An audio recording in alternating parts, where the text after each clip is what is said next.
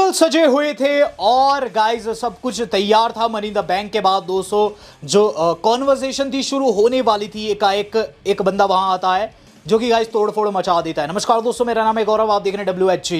Drew McIntyre ने दोस्तों money in the bank के बाद अपना गुस्सा उतारा है WWE ऑफिशियल्स के ऊपर, खासकर एडम पेयर्स को दोस्तों उन्होंने एल्बो कर दिया। ये चीज देखने को मिलती है। ड्रू मैकिंटायर दोस्तों गुस्से में बिलबिलाकर दोस्तों बैक स्टेज पहुंचते हैं, जहां गाइस ये पूरा का पूरा पोस्ट शो चल रहा था। वहां दोस्तों उन्होंने उद्दम मचाना स्टार्ट कर दिया।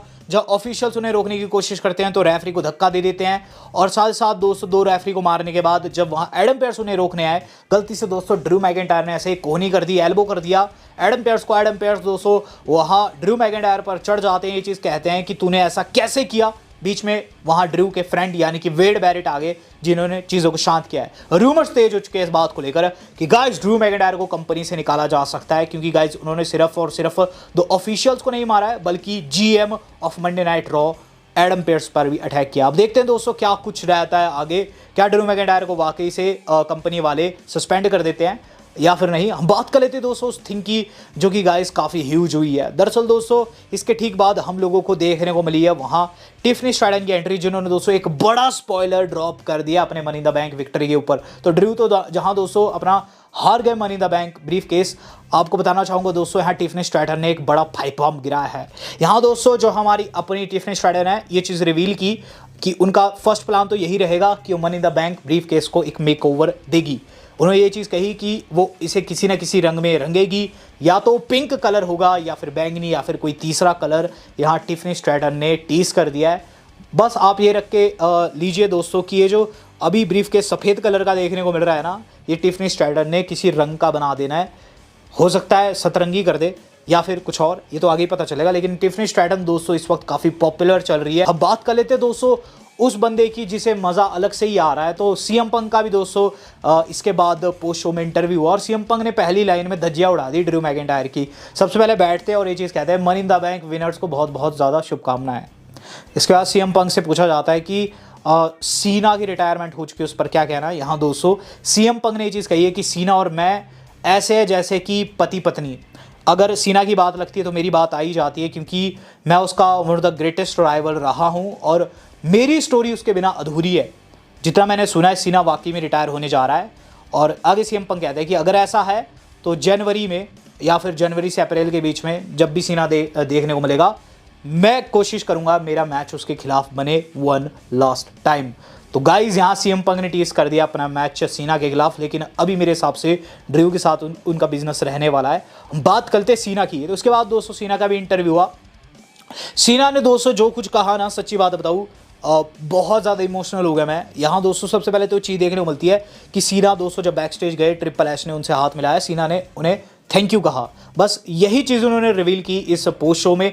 आखिर वो क्यों शुक्रगुजार है WWE के। सीना कहते हैं कि अभी भी कंपनी वाले उन्हें याद करते हैं। उन्होंने ही प्रपोजल रखा था रिटायरमेंट का, क्योंकि अब उन्हें मूवीज़ काफ़ी ज़्यादा मिल रही है आउटसाइड WWE, बहुत ज़्यादा काम है उन्हें, और ऐसे में वो चीज़ें आधी अधूरी नहीं करना चाहते हैं। ये समय आ चुका है रिटायरमेंट का, 2 दशक से फाइट दिए हैं। ऐसे में यहाँ सीना ने फैसला लिया था और WWE वालों के सामने उन्होंने प्रपोजल रखा था, WWE वालों ने एक्सेप्ट किया, जिसके लिए WWE के काफ़ी शुक्रगुजार है। सीना से जब पूछा जाता है कि देखो आपका अनफिनिश्ड बिजनेस रहा है, द रॉक के साथ भी आपने फेस ऑफ किया था इस बीती रेसलमेनिया में, क्या आप रॉक को फेस करना चाहेंगे अपने लास्ट रन में। तो सीना ने रिवील किया दोस्तों कि उनका कोई स्पेसिफिक कंपोनेंट नहीं है। सीना ने चीज़ कही कि ऐसा नहीं होता है कि कोई स्पेसिफिक कंपोनेंट हो। WWE के अंदर हमेशा ही अनफिनिश्ड बिजनेस रह ही जाता है।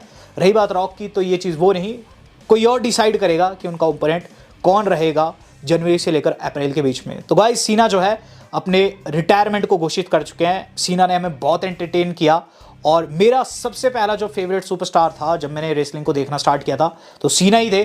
तो यहाँ मैं कहूँगा थैंक यू सीना, और आपसे भी डिमांड करूँगा कि आप लिखे #थैंक यू सीना इन द कमेंट बॉक्स। हम बात कर लेते हैं दोस्तों इसे अगली न्यूज़ की। तो गाइस ट्रिपल एच की जब बात लग रही है, क्योंकि ट्रिपल एच जॉन सीना को अपॉर्चुनिटी दी है, तो और भी बहुत सी ऐसी चीज़ें हुई है जो कि ट्रिपल एच ने इस बारी के मनी इन द बैंक से एक्सपेक्ट की थी, जैसे कि पूरा का पूरा शो कूल जाएगा। लेकिन एक मूवमेंट ऐसा था जिसके चलते दोस्तों दागदार हो गया पूरा मनी इन द बैंक, और वो मैंने सुबह वाले वीडियो में भी डिस्कस किया था।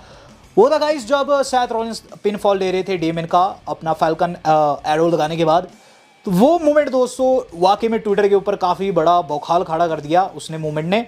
और फैंस ये चीज़ कहने लगे सैथ रॉलिंस को चैंपियनशिप मिलनी चाहिए, सैथ रॉलिंस विनर होने चाहिए। एक्चुअल में दोस्तों एक स्पॉट था जो कि डेमियन से मिस हुआ, इसे एक्सेप्ट किया। ट्रिपल एच ने ये चीज़ बोले कि इंसानों से गलती होती ही है, लेकिन आपको ये चीज़ नहीं भूलनी चाहिए कि डेमियन प्रिस्ट ने बहुत अच्छी परफॉर्मेंस भी दी है। तो कहीं ना कहीं दोस्तों ट्रिपल एच डेमियन प्रिस्ट को बचाते हुए नजर आए।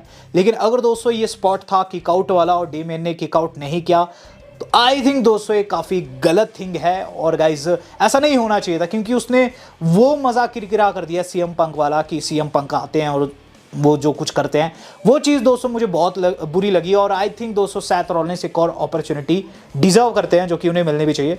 हम बात कर लेते हैं दोस्तों आज की अपनी अहम खबरों की। तो 4 खबरें दोस्तों हम एंड में डिस्कस करने वाले हैं, और इन खबरों में दोस्तों मैं चाहता हूँ आपका फोकस पूरा मेरे ऊपर रहे। सबसे पहले दोस्तों हम बात करेंगे WWE वालों के एक और बॉच की, जो कि उन्होंने प्रोफेशनली किया है। इसका रीज़न मैं नहीं जानता, लेकिन यहाँ WWE वालों ने कर दिया है जो करना था दोस्तों, जो नहीं करना था। ड्रू मैकिंटायर की टी शर्ट लॉन्च कर दी है, मिस्टर मनी द बैंक वाली। Yes, T shirt confirmed. पहले तो मुझे ऐसा लगा कि गाइज ये कोई प्रैंक है, लेकिन जब दोस्तों मैंने देखा लिंक खोलकर, यहाँ दोस्तों आप देखिए क्या लिखा है, मैकिंटायर नीचे लिखा है 2024 मनी द बैंक विनर। भला कौन खरीदेगा इस टी शर्ट को, आखिर कौन खरीदेगा?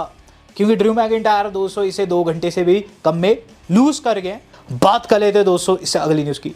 तो इससे अगली न्यूज़ जो आज की हमारी जुड़ी हुई है, वो जुड़ी हुई है दोस्तों सोलो सिकोआ से। तो गाइज सोलो सिकोआ ने क्या कहा मनी द बैंक के बाद?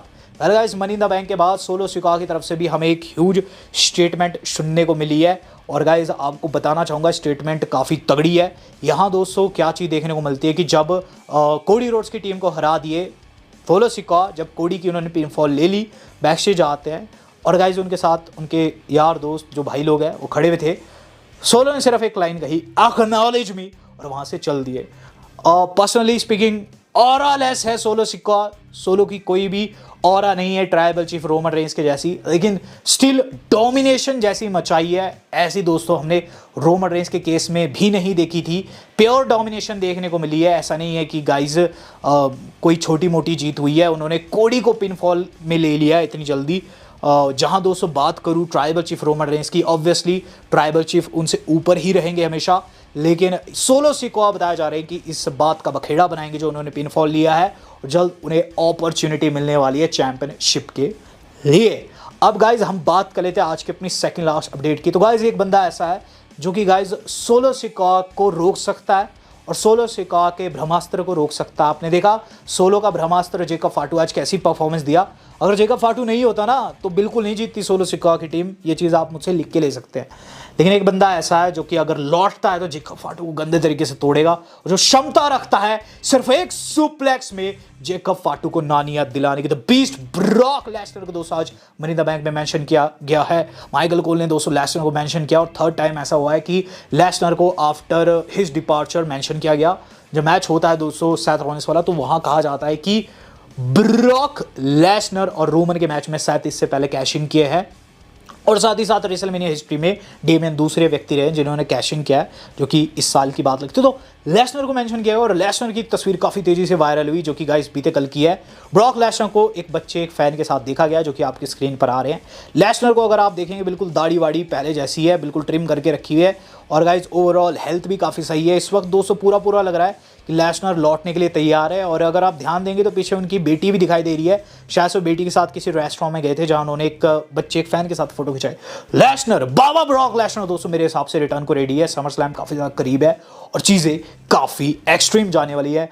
I hope and finger cross guys, finger cross कर लीजिए अगर आप लेसनर के फ़ैन हैं, डेफिनेटली देखने को मिलनी चाहिए। हम बात कर लेते हैं आज की अपनी मेन खबर की, जो कि हमारी जुड़ी है the former undisputed king of the world, the one and only tribal chief Roman Reigns से। तो गाइस रोमन रेंस कहां थे? मनी द बैंक खत्म हो गया। मनी द बैंक के अंदर बहुत से लोग एक्सपेक्ट कर रहे थे ट्राइबल चीफ आएंगे, ट्राइबल चीफ नहीं आए। ट्राइबल चीफ पर क्या अपडेट है, कब आएंगे, सब कुछ डिस्कस कर लेते हैं फास्ट। सबसे पहली चीज 3 अगस्त समर स्लैम में रोमन रेंस कंफर्म्ड है। यस, फिर से कह रहा हूं 3 अगस्त को आने वाले हैं। अगर सोलो को मैच मिल भी रहा है तब भी डेफिनेटली दोस्तों आप जानते हैं कि अब रोमन रेंस नहीं छोड़ने वाले सोलो को, क्योंकि सोलो ने दोस्तों पॉल को मारा और पॉल का बदला तो ट्राइबल चीफ लेंगे। लेकिन गाइज आज वो कहाँ थे? आज बताया जा रहा दोस्तों उनके पिता के फ्यूनरल की कुछ रस्में बाकी थी, जहां सफेद कपड़ों में हमें ट्राइबल चीफ देखने को मिले हैं। और गाइज कुछ कर रहे थे वो, मतलब कुछ चीज़ों से, जैसे आप देख सकते हैं यहाँ उन्होंने कुछ जड़े सी पकड़ी हुई है और हाथ में दोस्तों उनके डंडा है। और इस दूसरी फोटो में दोस्तों एक फाला माला उन्होंने गले में पहन रखी है। तो कुछ रस्म थी जो कि गाइज आज उन्होंने पूरी की है। उनके फादर का दोस्तों अभी से कुछ दिन पहले देहांत हो गया था।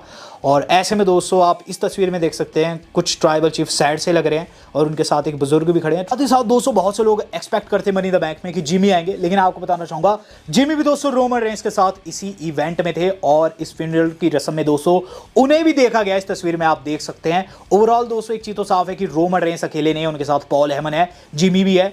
जे हालांकि मनी इन द बैंक का पार्ट थे तो वहां वो नहीं जा पाए, लेकिन जल्द दोस्तों जे भी ट्राइबल चीफ के साथ होंगे। ट्राइबल चीफ दोस्तों यहां अपने पिता के फ्यूनरल का हिस्सा थे और इसीलिए दोस्तों मनी इन द बैंक का पार्ट नहीं हो पाया, लेकिन जल्द हम लोगों को देखने को मिलेंगे। मोस्ट प्रोबेबली डेट मैं आपको ऑलरेडी बता चुका हूं, समर स्लैम में तबाही मचने वाली। वीडियो आज की नहीं थी, पसंद है वीडियो को लाइक एंड शेयर जरूर कीजिएगा। वाले दोस्तों आज तक इतना ही, धन्यवाद, शब्बा खैर।